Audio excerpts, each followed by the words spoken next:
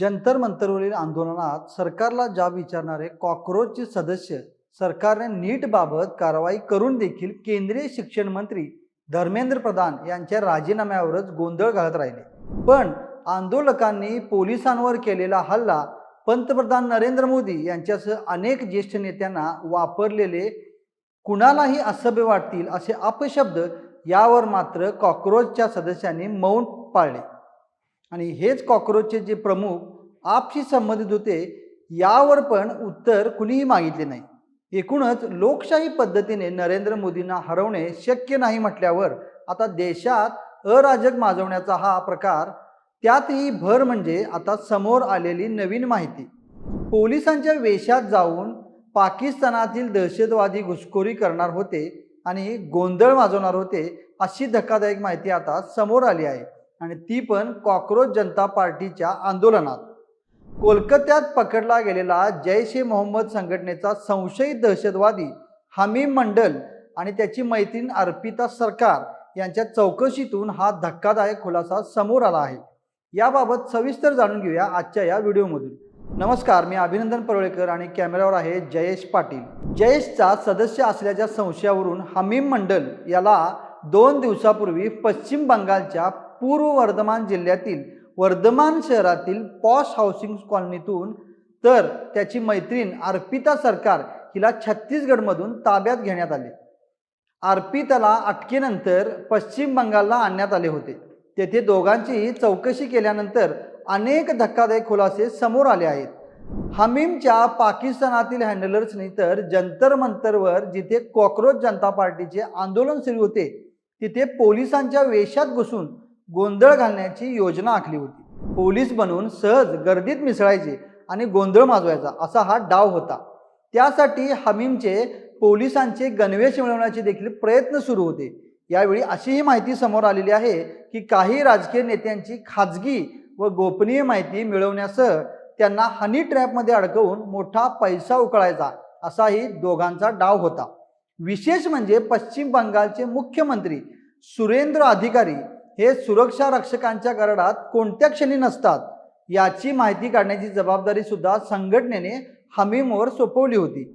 हमीमचे कलकत्ता शेजारील पिलखाना येथील आलम मिस्त्री लेनच्या अरुंद गल्लीत कपडे शिवण्याचे दुकान आहे। ते दुकान अल्पसंख्याक वस्तीत आहे। याच ठिकाणी कपडे शिवण्याच्या बहाण्याने तो दहशतवाद्यांशी संपर्क साधायचा। विशेष म्हणजे हमीमकडे मेक्सिको आणि ब्रिटनचे सिम कार्ड देखील मिळाले आहेत। त्याच्या मदतीने तो देशाच्या विविध भागातील स्लीपर सेलच्या संपर्कात होता असे सांगण्यात येत आहे।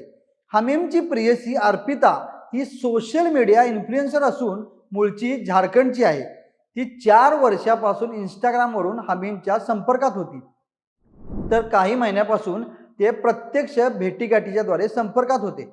पश्चिम बंगालमधील राजकीय नेत्यांच्या संपर्कात येण्यासाठी हमीम अर्पिताचा वापर करण्याच्या प्रयत्नात होता। यातूनच त्याने एका राज्यमंत्र्याच्या मुलाला हनी ट्रॅपमध्ये अडकवून त्याचे अपहरण करून खंडणी उकळण्याचा देखील डाव रचला होता। पाकिस्तान सातत्याने भारतात अशांतता राबवली जावी यासाठी प्रयत्न करत असते।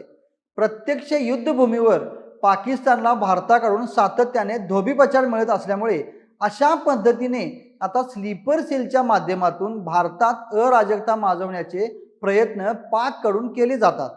पाकिस्तानातील शहजाद भट्टी या टोळीकडून भारत देशातील तरुणांना गळाशी लावण्याचा प्रयत्न असून या टोळीतील काही हस्तकांची नावे हमीमच्या चौकशीतून समोर देखील आली आहेत।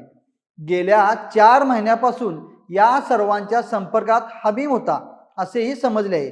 तर पश्चिम बंगालचे मुख्यमंत्री सुरेंद्र अधिकारी यांच्या रोजच्या प्रवासाच्या वेळा व मार्ग, सुरक्षिततेचे वेळापत्रक, तसेच त्यांचा दिनक्रम व इतर माहिती याबाबत सुद्धा हमीम नजर ठेवून होता।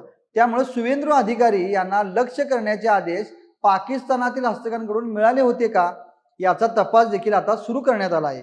विशेष म्हणजे हमीम STFच्या जाळ्यात अडकल्यापासून त्याचे वडील मोइनुद्दीन हे फरार आहेत। स्थानिक रहिवासी सांगतात की हमीम खूप कमी बोलायचा आणि आता तर त्याचे वडील मोइनुद्दीन फरार असल्याने ते खरंच हमीमचे वडील होते का की नाही याबाबत सुद्धा शंका उपस्थित केल्या जात आहेत।